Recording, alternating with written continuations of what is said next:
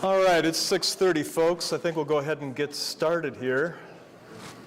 First of all, I'd like to welcome everybody and thank you for attending tonight's session of the Sustainable and Resilient Community Speaker Series. Tonight's presentation and the larger series of presentations are sponsored by the Tommy G. Thompson Center on Public Leadership and the UW-Stevens Point College of Letters and Science. Furthermore, the series is hosted by our School of Behavioral and Social Sciences and our colleagues in the Department of Geography and Geology and the Center for the Small City. Tonight, we invite you to consider the policy implications of the presentation, all for urban planning, community sustainability, resilience, social, economic, and natural resources management. Also, I hope you'll join us for the next event in the series, scheduled for Tuesday, April 9th, at the Dreyfoos University Center Theater.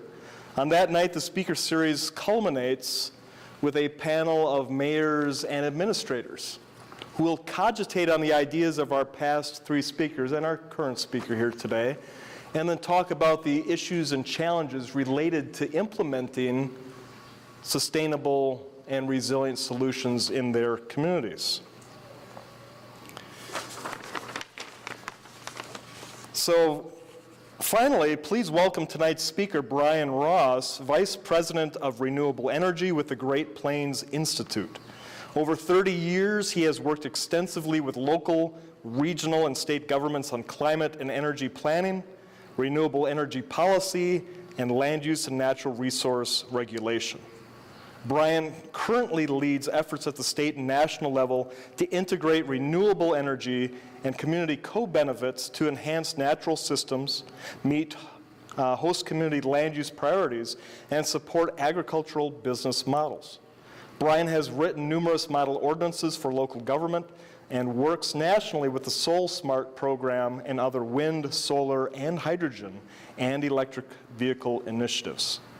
Tonight, Brian will describe the dilemmas that communities face when considering a clean energy future, including concerns about the agricultural economic base and transformations of the rural landscape. Brian will also address environmental justice considerations and ways communities navigate fairness in clean energy policy and planning, consensus building, decarbonization, and local government implementation. Please welcome our speaker, Brian Ross. You gonna say all that? Maybe.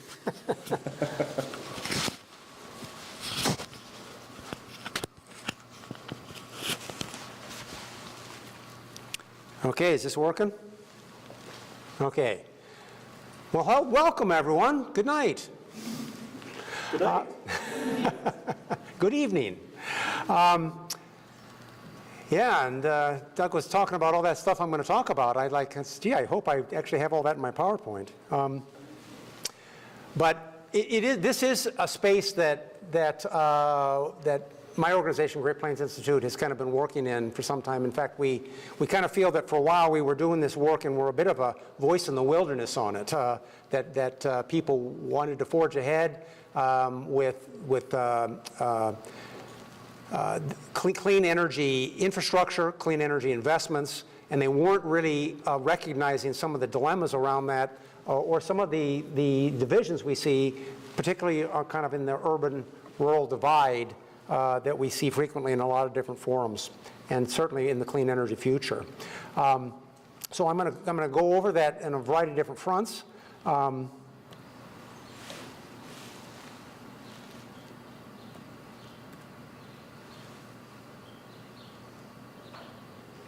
Oh, my slides didn't want to change. But as I have to do, Great Plains Institute, we are a nonprofit organization. This is our humble mission, accelerating the transition to net zero carbon emissions for the benefit of people, economy, and environment. We work across a broad range of sectors, broad range of emission sectors as well as technologies. As Doug said, that I'm the head of the renewable energy program, so I do a lot of the wind and solar work that the Great Plains Institute works on. And spend a lot of time removing barriers to accelerated deployment for wind and solar.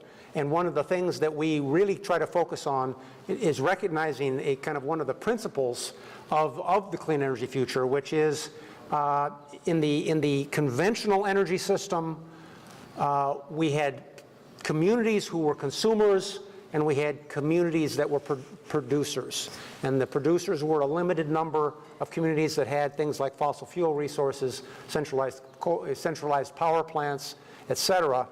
In the clean energy future, all communities are host communities, and all communities are energy consumers. So this is something that communities are adapting to, both urban and rural. And there are a lot of dilemmas that we are trying to overcome in that as they kind of navigate that transition. One of the things that we do talk about, that communities are typically thought of as the followers in clean energy policy. It's kind of a common notion that people think about, that energy policy comes from the federal government. Energy policy comes from the state government. But in fact, cities are passing, all the governments, cities are passing the most aggressive clean energy goals in our nation. We see this constantly, the kind of things like, here noted on some of these headlines, King County out in Washington, Phoenix, Tampa Bay, setting aggressive clean energy goals and renewable energy goals before the states did. There are states now that are adopting these kinds of standards, including the state of Wisconsin, where there's been administrative standards passed that kind of match these things, but cities were leading the way. So really, the kind of activity and the leadership we see there is very important,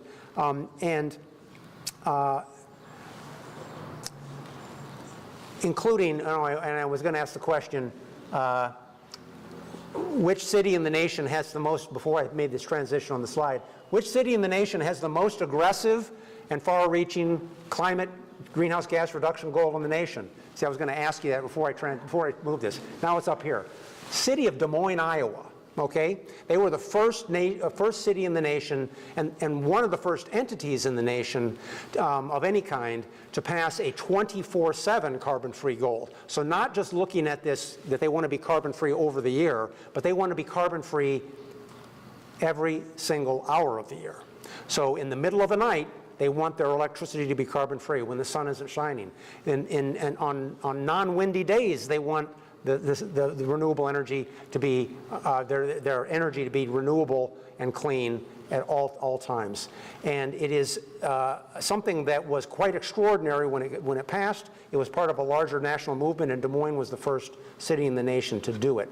But we do see we see an accelerating number of people cities passing these goals, and states following and passing those goals as well.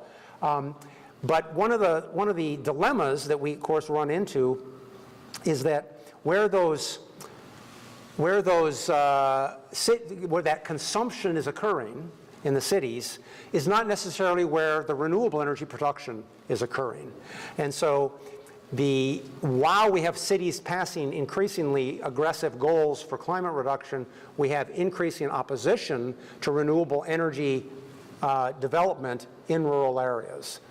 And I was forwarded the article, which I actually had to put the headline up here in Wisconsin, close to home, the proposed Wisconsin solar farm threatening the prairie chicken habitat. Kind of one of those things, we see this all the time. I get a news feed every week of all the articles that have these kinds of headlines, and it is pretty common. And it's not just communities that are opposing it, but other kinds of stakeholders, including sometimes environmental groups that have a great concern about how the renewable energy development is impacting other important natural landscapes and resources. And the kind of thing that we hear, this is a quote that I just had to put up here, from one of the people concerned about wind energy, an invasion coming that will destroy our rural way of life.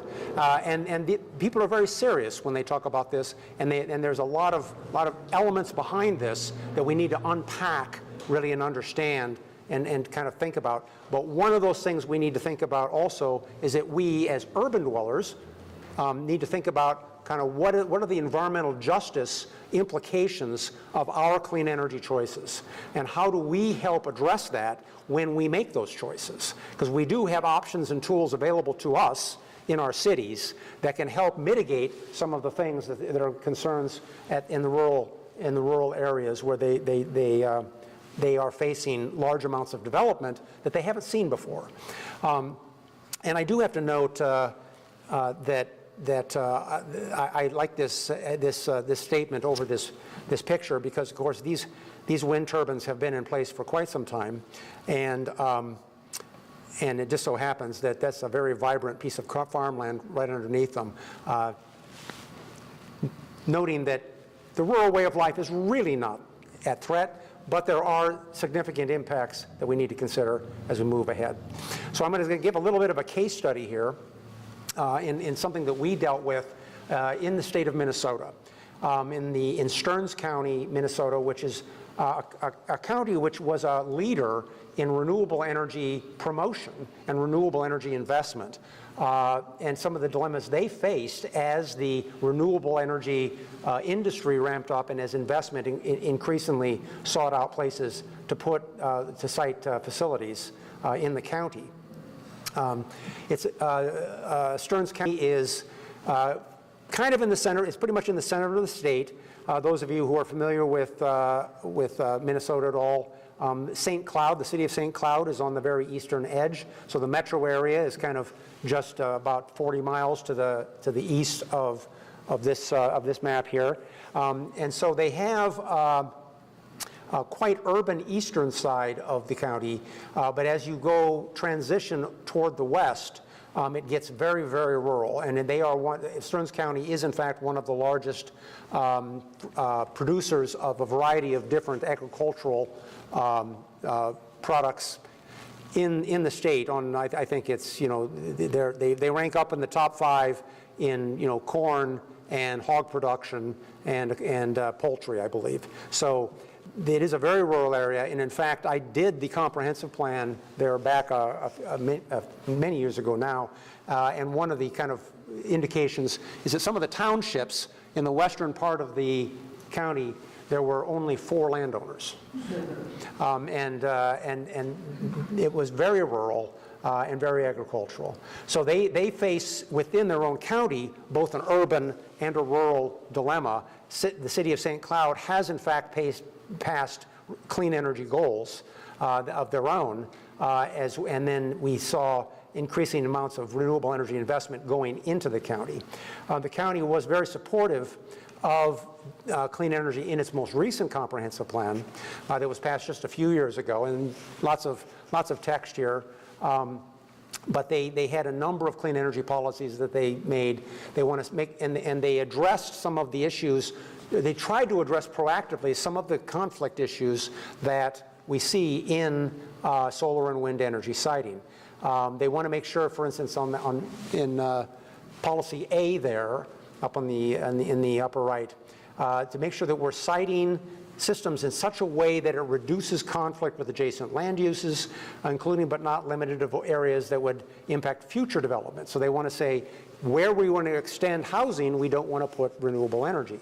Also, we want to, they were one of the first counties in the nation, actually, to require what we call beneficial habitat ground covers on solar sites. That if you're going to build a solar garden or a solar farm in Stearns County, you had to do certified habitat-friendly ground covers, which is sometimes called pollinator ground covers, but it doesn't necessarily have to be pollinators.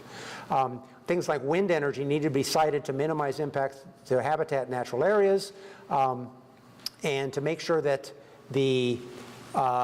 the systems are accommodating and taking into consideration agricultural production. There was elsewhere in their comp plan, they talk very extensively about the importance of agriculture to their base economy and the importance of protecting agriculture from all forms of development, which actually comes into the story later. So they were the first solar farm, they had the first solar farm in the ordinance in the upper Midwest. They were the first county to require pollinator-friendly ground cover. At that time, and this is actually out of date, when I did this slide, they had over 100 megawatts of solar installed, most of it at the community scale, which is actually another component to the story. I think they're now probably closer to 120 megawatts of solar, and the community scale projects that they had were, so most of these installations were not the kind of huge 1,000 or 2,000 acre farm that we see they kind of coming into place in a lot of the Midwest now, but rather relatively discrete and distributed installations of anywhere from 7 acres to maybe 50 acres. There might have been one of 100 acres. And then they were one of the first counties in the Midwest to be SolSmart certified. SolSmart is a national certification of solar readiness for local governments that the Department of Energy has been running for the last 6 years. It is an indicator of that they are taking steps to encourage renewable energy development. But some of these clusters of solar development that were being developed, because renewable energy development, one of the primary siting locations of renewable energy development is trying to have access to the grid, to the transmission system. And so where there's capacity on the grid, these systems tend to cluster. And so when we talk about that there was 120 acres or 220 megawatts of solar installed, it wasn't scattered evenly across the county. It tended to go in places where there was capacity. And we can kind of see that here. All those yellow dots are actual solar installations, most of them fairly small, but you can see that they did kind of cluster together in the same townships where there was capacity. And this clustering was leading to an impression by people, because they'd see a solar garden come up here and they'd see one come up over here, and then they'd drive down the road 5 more miles and they'd see another one, there was significant change and that they were being overtaken by solar development. And there were a lot of concerns that were being raised in the hearings for these things and permits about agricultural viability in the county, because that was the primary economic base of the county. So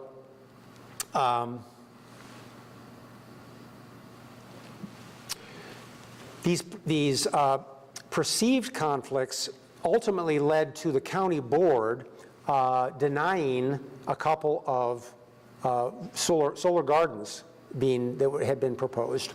And both of those were ultimately litigated in the courts by the developers who challenged the county's denial of their permit. One of the important things that kind of became raised that the county staff pointed out to the county board in their deliberations was that there had been about 440 acres of agricultural land developed as community scale solar in this 5-year period, 2015 to 2020, which some people said, wow, that's a lot. And staff then pointed out that there had been 806 acres of land rezoned from agriculture in order for housing development over the same time period. Nevertheless, the county board denied the permit on the basis of their comprehensive plan that protected agriculture. So, and the developers then challenged that in court, and in Stearns County, the developers lost, because the county did, in fact, in their comprehensive plan, very clearly lay out that agriculture was the primary land use and that solar and wind were supposed to be compatible with agriculture. So even though they were far more at risk from agriculture on housing development than they were on agriculture, they ultimately denied those cases. And we saw in other counties where there had been similar denials of permits by the county on the basis of inappropriate use of agricultural land that had actually been overturned by the courts. But in those counties, they had not established a policy ahead of time of agricultural protection, and they applied their exclusion and protection of agricultural land to just one land use, which is an arbitrary and capricious kind of use of their powers, and it was overturned in the courts. Stearns County, however, was actually was supported by the courts. So they lost 440 acres of agricultural land. The county board was all up in arms about agricultural land being used up by solar energy, that 440 acres, in a county that has over 700,000 acres of agriculture. So I don't say this to point out that people were being unreasonable, but this is the perception that a new land use coming in to the community is not being brokered in a way that is mitigating community concerns. And this is the kind of dilemma that we have in that urban-rural divide, is that sometimes the objections don't make sense, but the objections are nevertheless real, because people are concerned. Most people are not opposing solar farms because they hate solar. They're opposing solar farms because they're change in their community. And they're change that they perceive to be change on behalf of someone else. We have heard many communities complain about solar in their communities or wind in their communities and say, why should we have to bear the brunt of this development in order to save the energy bills of those people in Madison or Minneapolis or Chicago, wherever the thing is? Because that's the perception they have, that this is done for someone else. So how did we get here? How did we get to the point where we're seeing this solar development and wind development in these rural areas in order to meet energy goals? So here's a data set that comes out every year, which is a financial firm called Lazard that publishes every year the levelized cost of energy of every form of energy production that we see. And this graph is showing the levelized cost of energy, which is the main measurement, the main indicator that people do about the affordability of different kinds of energy production. And you can see the blue lines there are two different forms of gas, natural gas production. The black line is coal production, and then the yellow and green lines are solar and wind energy production. And you can see from 2010 to 2022 how the cost of solar and wind declined dramatically, solar in particular, over that time period, to the point where both of them were less than all other forms of energy in 2015. So basically, solar and wind energy are the least cost ways to produce energy in the nation. And that would include here in the Midwest and in Wisconsin. And when something is the least cost thing, people want more of it. That's the way the market works. And so we see a dramatic response to that in the form of proposed development. So this is a graph for nerds. Sorry, I really like this, but there's a lot of information to unpack in it. This is a graph that's produced by Lawrence Berkeley National Lab. It's actually, they have an interactive website on this. You can go through and play with it. I get distracted every time I go to see the most recent version of it because I play with it too much.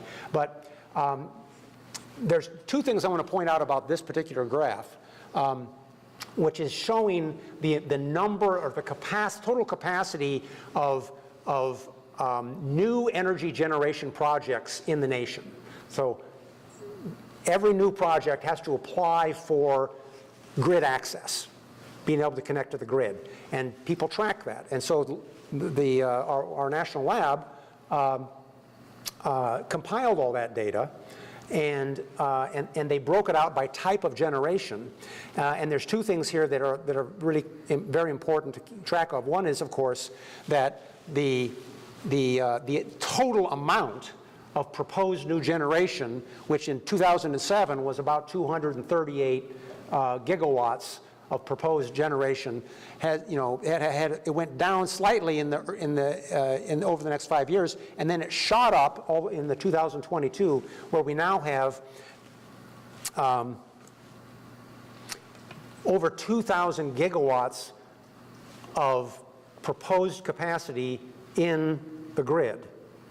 And that is extraordinary, never happened before in the history of our nation, that the total generating capacity of our existing grid, of all the coal and natural gas and solar and wind and everything in the nation now, is only 1,200 gigawatts. So there's now 2,000 gigawatts of new capacity been proposed. This is the market response to the declining cost of solar and wind. Price goes down, people want more of it. And developers try to fill that need, they come in and propose projects. But the dilemma, of course, as I kind of have already alluded to, is the difference between where the energy is used, which is shown here per county. This is energy use per county across the entire United States, is very different than where the energy resources are. This is the resources by county, the resource potential for large-scale solar. This excludes distributed or small-scale solar. Large-scale solar, and if we could, I should be superimposing these two graphs so you could see that the energy use and the energy production are in different places. So that creates our build-out challenge and the dilemmas around it. In order to decarbonize our energy system, we need about 10 times the amount of build-out of our current existing renewable energy capacity. So whatever's on the ground right now for wind and solar, we need to have 10 times that in order to decarbonize our grid. So that's a lot. If people are already complaining about it, well, now we're going to put 10 times more on the ground. There is this significant geographic mismatch between energy supply, where things are being demanded, and the energy supply where the resource is, and energy demand where people actually want the energy to be. And this creates widespread build-out conflicts. We have environmental issues, we have social issues, we have land use issues that is perceived to be a problem by the people who host those renewable energy systems. So I'm going to talk a little bit now about kind of what the actual development impacts are and what the benefits are of this renewable energy build-out. So when we hear about the complaints of renewable energy build-out, people talk about the health and safety risks associated with having a renewable energy system, near their property. They talk about property value impact. So, we're going to build that wind farm, my property values are going to go down. We have loss of productive farmland to our local economic base. We're an agricultural county. Like Stearns County, we want to protect where that is, and we are concerned about the use of prime soils to go to other kinds of land uses. We have threatened or diminished habitat that is being put at risk. This is the one right now here in Wisconsin that we mentioned earlier with the prairie chicken. Big concern. What happens when you put that solar farm up to our water quality, our surface waters and our groundwaters? What about the character of our communities, rural character? These are all things that are real and that people put in place. So, but really what is going on in this? Is it really that the landscape is simply changing? It was something and now it's something else, or are there real impacts? We know that there's things that transform the natural landscape. When development occurs, it changes the natural landscape. There are development that occurs that exposes residents to health and safety risks. We know that is in fact true in many cases. We know that development primarily certain kinds of development, and this is something that we've heard frequently, it's benefiting distant urban communities and corporate interests rather than our community where we're having to host it. this development is creating a visual monoculture. It's the same thing. You look over this, you see, it's the same thing as far as the eye can see. It diminishes or erodes some of the most productive soils that we have in the world, right here in the Midwest, by this development coming in. And it's using toxic and environmentally persistent chemicals in our rural communities. These are all things that we hear, but of course,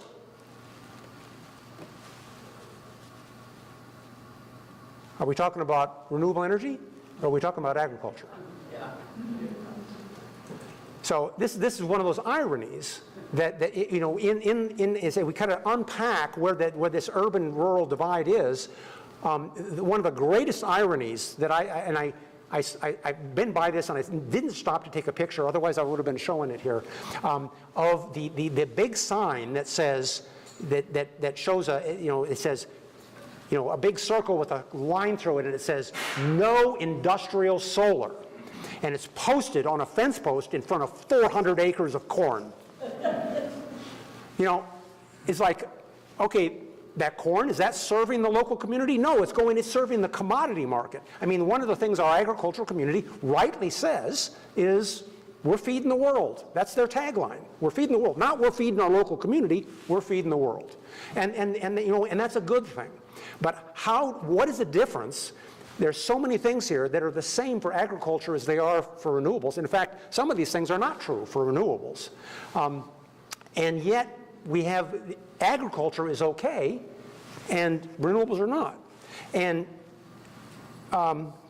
this really comes down to what we call social license.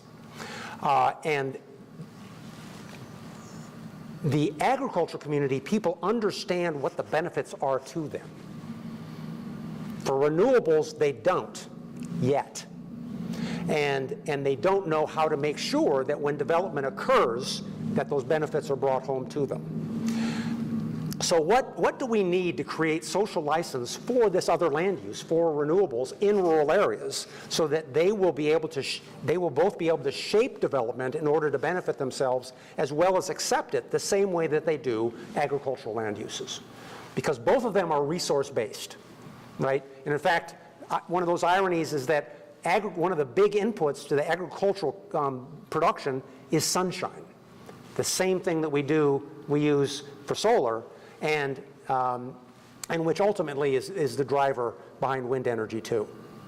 So how do we create social license to operate in these rural areas so that we can overcome some of these problems? Increased tax base and improved services is something that renewable energy, like agriculture, can bring to rural communities. In fact, this is something that's been very well documented. We actually have counties in multiple places across the Midwest where the primary revenue source for the county to pay for roads, to pay for schools, to pay for all those things is renewable energy, is property taxes in some states or production taxes in other states, depending on how they collect it, that's coming from renewable is the biggest income source that they have in some of those counties. It diversifies farm income, and we see this frequently again in the discussions, but that farmers and agricultural producers are subject to worldwide commodity prices, and they have to deal with that uncertainty in their business model. And by having some of their land in renewable energy, or co-locating the renewable energy and the agricultural production, which is something you can do with wind, and not quite yet with solar, but people are working on that, actually creates a more vibrant farm economy because they have diversified their income stream. The same people who are producing corn and soybeans can also produce solar energy, and they're completely different markets. There's higher rents to landowners, actually, for renewable energy than there is for agriculture. And this can be both. This is an asset. It can also be a problem, depending on if you're a property owner or if you're a renter.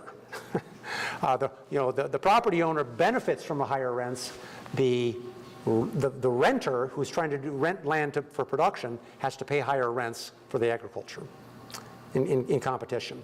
There is opportunities to do co-location of agricultural production particularly with wind. Wind is a very agricultural-friendly form of renewable development. Solar it's a little bit more indirect, and you have to work at it in order to really make that happen.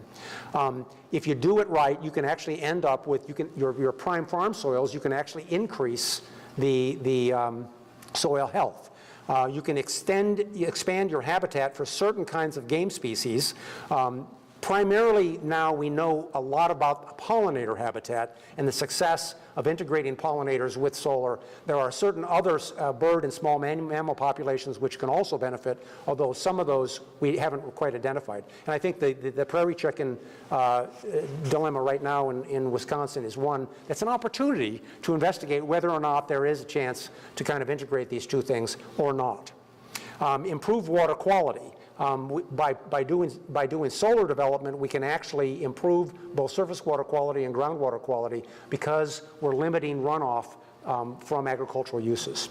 And then finally, there's even drinking water protection that we've seen in terms of reduction of nitrate in sensitive groundwater recharge areas.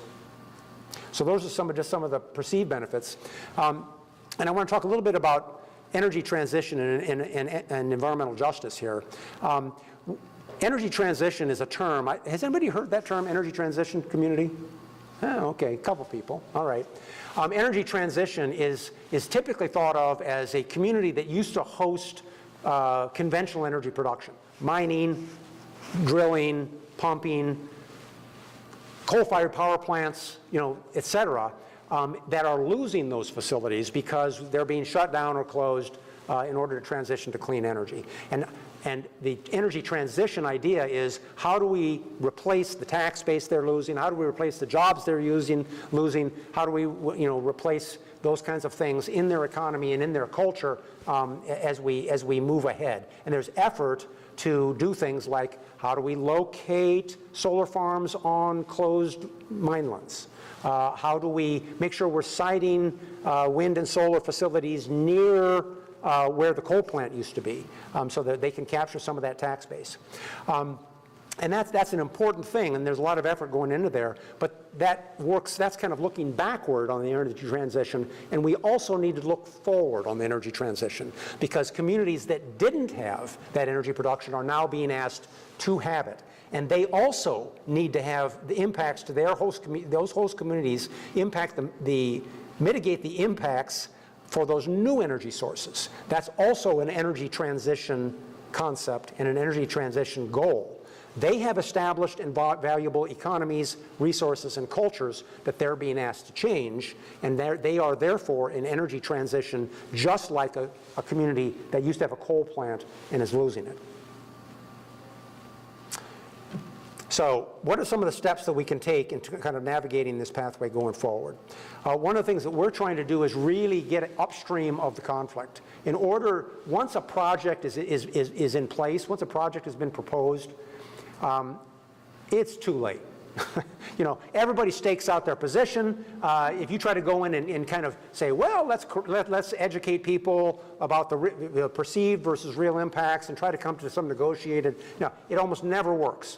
And I have several metaphors that I can tell about that, but I won't because I think I'm running behind on time. So one of the things we're trying to do is get upstream, fill information and research gaps to help make for informed decision making. And I'm going to describe a couple of examples of that we're currently working on. Developing consensus and evidence-based best practices before the project comes ahead, so that decision makers have tools in their pocket already to address concerns of residents, either perceived or real concerns.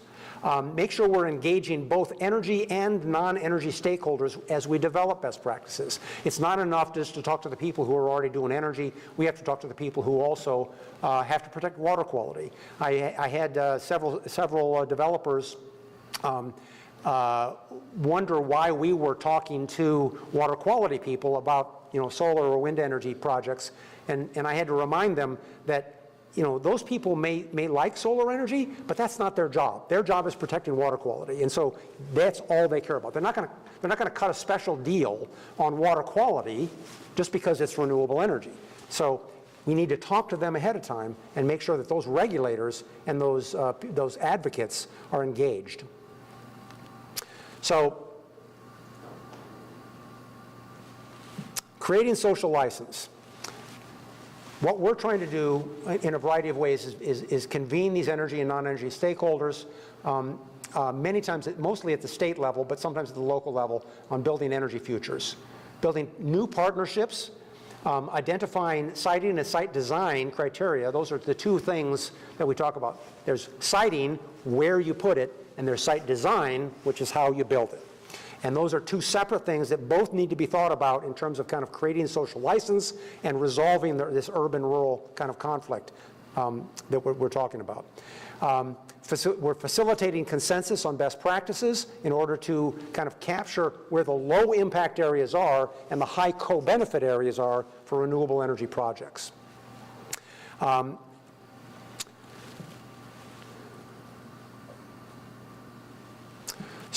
And one of those things that we talk about, and this is particular to the agricultural debate around solar energy, is to make sure that we understand what it is that what is our desired outcomes and what is it that we're protecting. We hear about prime soils, need to be protected. We hear about farmland protection. We hear about economic issues. We hear about rural issues, rural character issues. And it's important to recognize that those are all different things. They tend to be called farmland protection broadly. We talk about protecting farmland. But in fact, if what our goal is to protect prime ag soils, that's a very different goal to achieve than if what we're trying to protect is rural character. Those are two different things and two different amenities that we need to address. And bundling them together under one term does not bring us forward to solutions.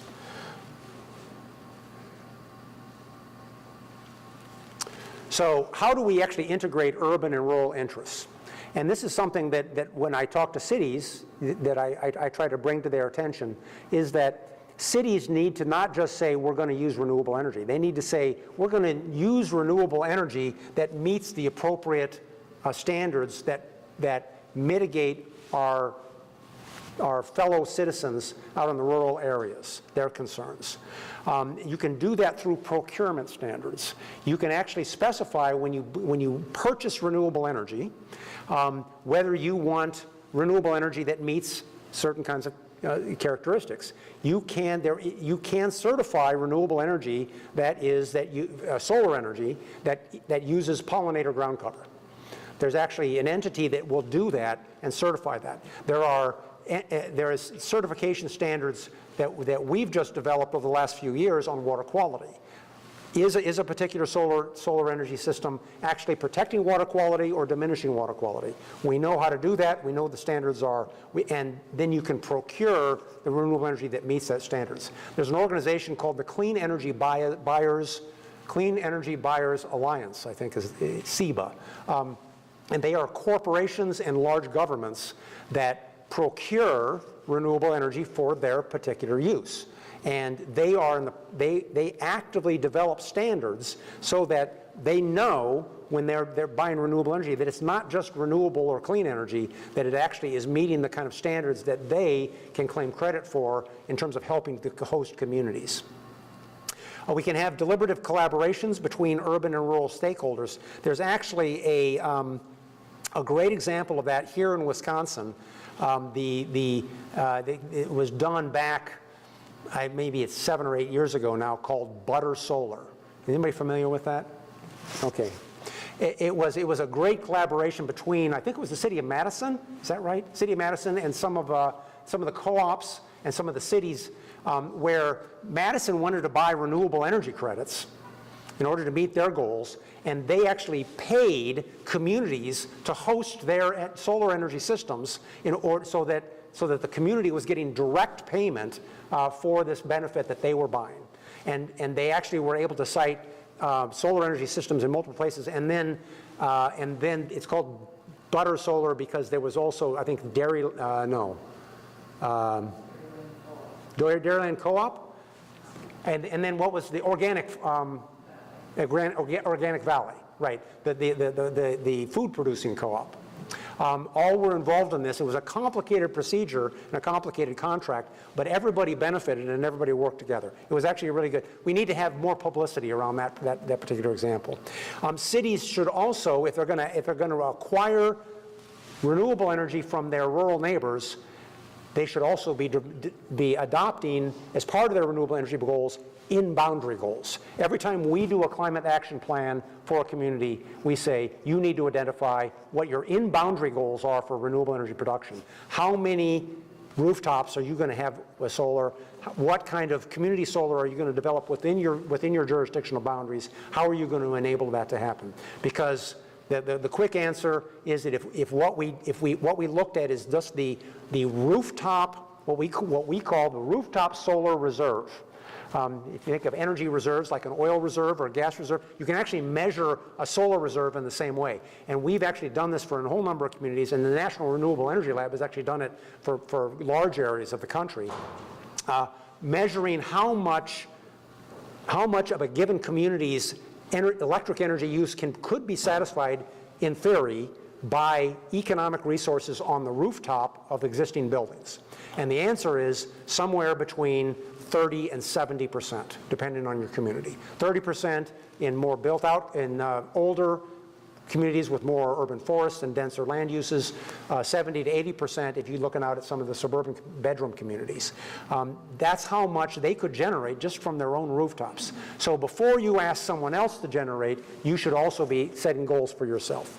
And then making sure you have deliberate attention to environmental justice and equity issues, because developing renewable energy does have environmental justice issues, and there are equity issues to consider, and you need to think about that in your procurement and in your goal setting. So there is a case study. This is a current project. I'm going to hurry through this. A current project that we're doing called PV Success, which is about the intersection of large-scale solar energy and ecosystem services. And our project goal is really to develop an ecosystem service decision tool for large and community-scale solar development for use by the solar industry, for use by local governments, for use by state agencies, and by tribal communities that are interested in developing their resources. And we have a lot of field research going on around this. And we're going to do a lot of cultural research as well. So we're going to fill gaps in the scientific record. We're going to engage potential framework users so that we know what kind of a tool would be useful for them.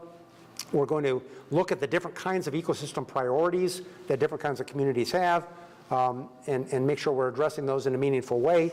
And we're going to, in particular, recognize the critical role of what we call cultural services to mitigate community concerns. The way the literature defines ecosystem services, it breaks it into 4 categories. Cultural, regulating, supporting, and provisioning. This is kind of the academic research piece of this. And 3 of those, regulating, supporting, and provisioning, are all really about the physical environment. The first one on the list, though, cultural, is probably the least studied one of this group, but is sometimes the most important one in decision-making at the local level. And so we're going to kind of do this study. We're just getting started with this now, and actually I would love to have a Wisconsin site that we could add to our field research. Maybe I need to talk about the one around here. Well, let me just move ahead here. So cultural resources, what exactly are those? We kind of looked up a definition of this. Cultural ecosystem services, usually defined as the intangible and non-material benefits that ecosystems provide, and they've been relatively neglected by researchers and policymakers. And these include things like, thinking about it as an ecosystem service, view sheds, rural character, perceptions of economic base, spiritual issues, and this becomes very important to the tribal nations, recreational assets. Those are all cultural services that have an impact on how people make decisions about solar. We're going to be doing a lot of social science, social literature research, and social and cultural community engagement for different kinds of communities. We're going to be doing surveys, interviews, focus groups, and community workshops in order to assess how communities think about this cultural ecosystem service. And again, we'd love to do this for a community somewhere in Wisconsin, if anybody has any ideas. The other ones, regulating service. What is a regulating service? A regulating service is the ecosystem process that moderates natural phenomenon, such as pollination, decomposition, water purification, erosion and flood control. Those are regulating services, and we will be looking at those in our work by doing surface water quality measurements, soil moisture measurements, how the infiltration is occurring on site, measurements of soil carbon as you use different kinds of land cover, and comparing ecosystem services on the PV sites versus non-solar sites that are adjacent. So what is a supporting service?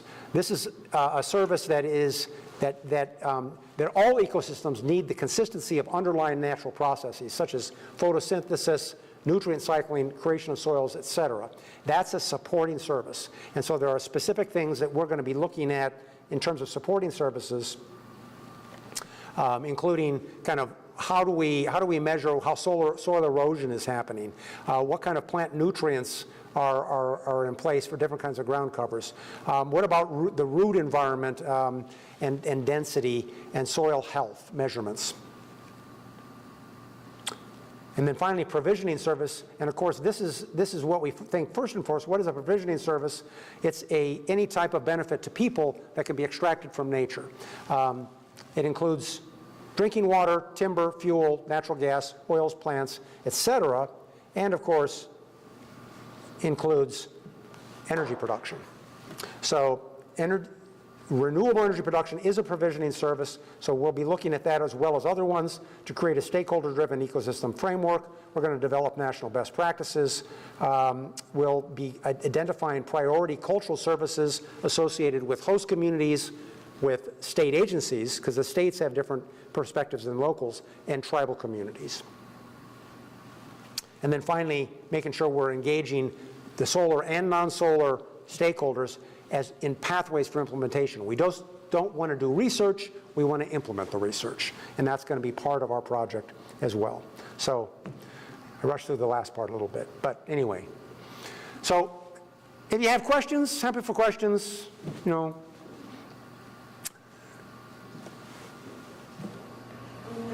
First of all, thank you. That's very exciting.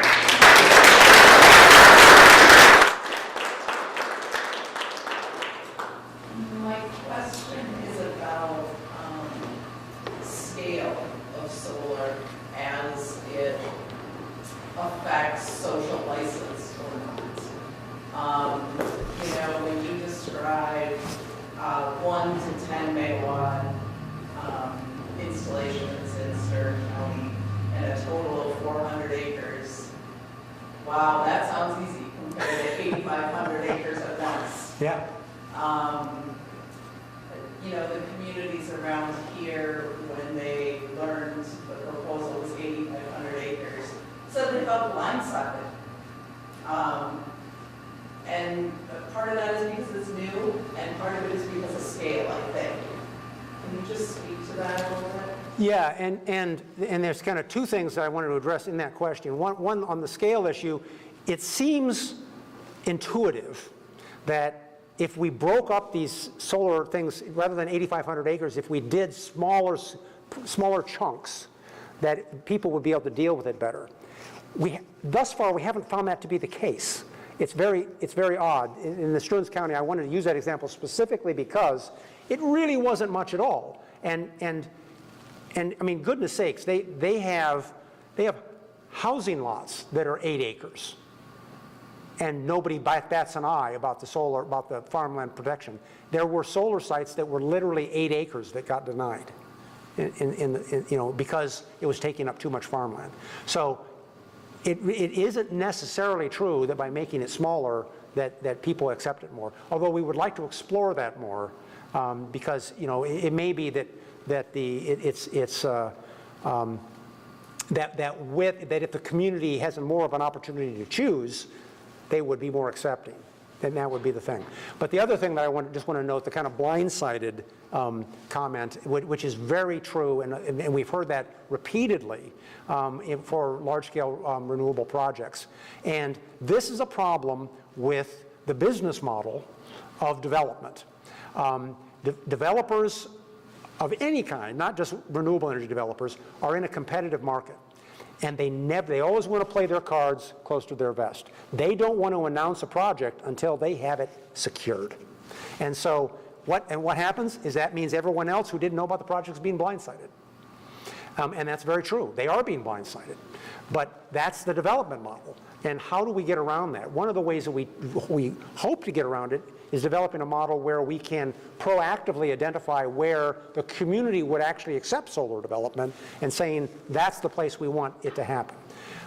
That's a tough thing to do because it isn't much better, I will say, for the local government to say we're going to set aside those areas over there for solar farms than it is for a developer to come in and say we want to set aside those areas for solar farms.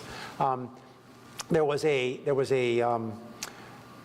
really great case study that was done by a company called Apex Energy, who does a lot of solar and wind development, and I will give them a lot of credit. They have really been striving to kind of incorporate co-benefits and community input. But they're still in the same business market as everyone else. And they actually there's a case they went to in Ohio, they went to a county and they said, you guys have a good wind resource, you have transmission interconnection, we want to do a wind farm in your area, where do you guys want it? And they spent like 9 months doing community meetings, convening everybody, it was really a very good effort and initiative. And at the end of all of that debate and all of the things, the county board passed an ordinance forbidding wind energy anywhere. So, and I've talked to the people from Apex, and they were like, yeah, it's a learning experience. They were very circumspect about it. But it kind of shows just how hard it is to do and how to transform that business model into something that we'd like to think would work, but it's really hard to do. So, and then this is the space we're navigating. Ideally, we would want the community to decide where they want to see renewables. But I think part of that is that we have to do a better job of selling them on the concept of what they're benefiting, the kind of benefits they get out of it. And that can almost never be done by the developer. The developer is not a trusted party. The developer is always going to be assumed to be out for their own economic interests. And, they are. Of course they are. They're developers. They're always out for their economic interests. There are some developers that also care about the community, and some that maybe don't. We've seen both of those. We do have some developers who are actively incorporating co-benefits into their business model. They're saying, we're not going to do solar unless we can also do, improve your habitat, improve your soil. We're going to, if you want us to try to integrate agriculture, we'll try to do that, all these kinds of things. And there are other solar developers who say, our job is to provide the least cost energy to the wholesale market as possible, and anything you guys in the community tell us to do is going to increase our costs. And they're right. For the most part, they're right. So it's a business model question. Anyway, that was a lengthy answer. Go ahead, yeah. So you spoke about being blindsided, Lynn, and I wonder if that county, obviously, 9 months later, they said that they're going to prohibit wind anywhere. Have there been any good examples of communities or specifically a county board coming forward and saying, hey, we're in a prime location for solar. There are probably going to be solar companies coming in and providing a forum before any developer gets involved, before any of that process is initiated, where anybody says that they're going to be building projects. Yeah. For a county to come forward and say, landowners who have so many acres or people who are interested in this process, come forward and give your input on where you want it to be or just what you would want the communication to look like. There have been some processes like this.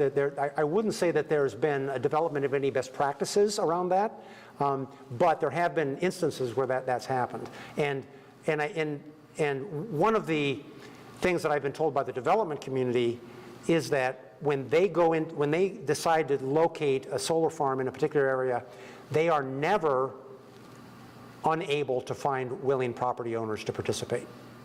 They always do. That is not their problem. They have plenty of people. I got an email today from somebody saying, I have 500 acres of land, how do I get hold of a solar company to do a solar development? You know, the land, you know, and this is something that it is one of those local issues as well, that we have people coming protesting the big bad, you know, wind developer or solar developer coming in to the community, and, you know, guess what? All that, nobody's using eminent domain to take that land. That's all willing landowners who are saying, I want to develop, I've decided to develop my property. And those people are local too. But kind of what you're describing in terms of the best practice, have been examples where that's been done. It tends to work best where there is really marginal land.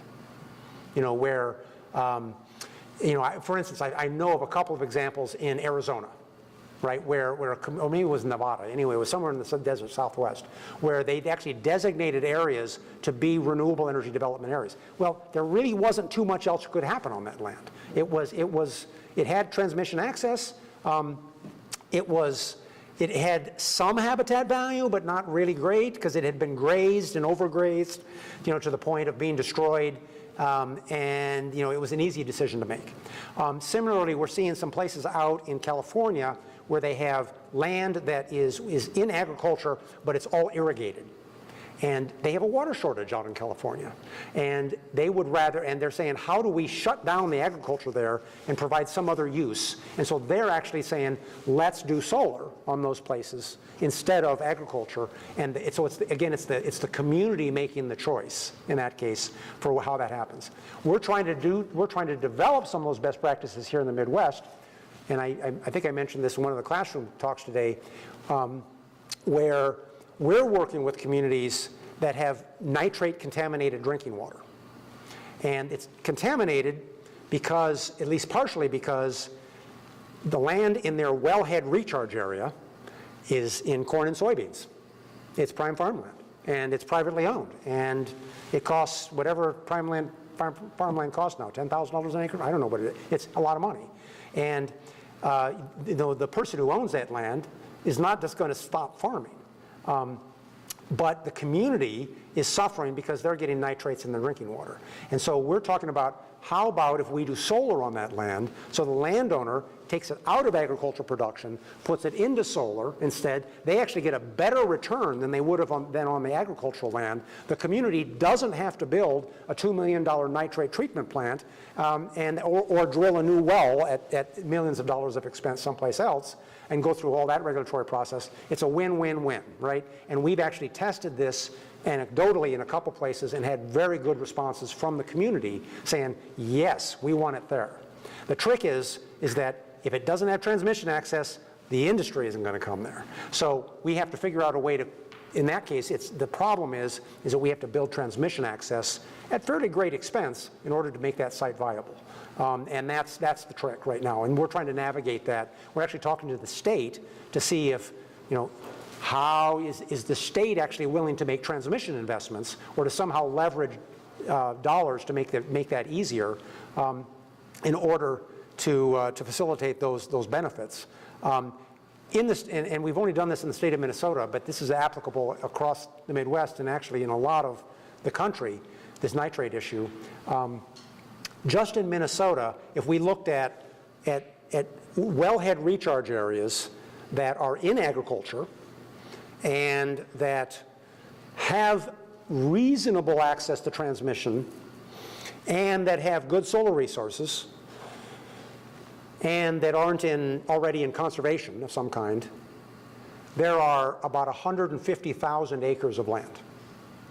And that's land that communities would mostly be supportive of having solar on, at least a big chunk of that. In order to meet our solar energy goals by 2030 in Minnesota, we don't need 150,000 acres of land. We only need about 50,000 acres of land. So there's a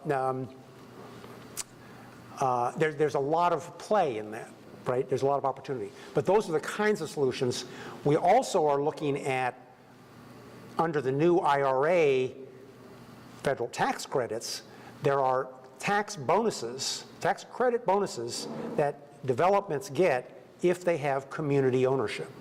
And so there's actual opportunities for communities to develop their own projects, even if they don't own the land, as long as they own the solar, to actually provide additional tax credit benefits to the project and make it more economically viable. So we're kind of looking into how that can happen as well. So those are some of the tools that we're kind of taking a look at. And then there's a whole speech that I could make about a thing called community benefits agreements, but I'll pause on that. Any last questions for our speaker tonight? All right, let's thank Brian Ross for his time.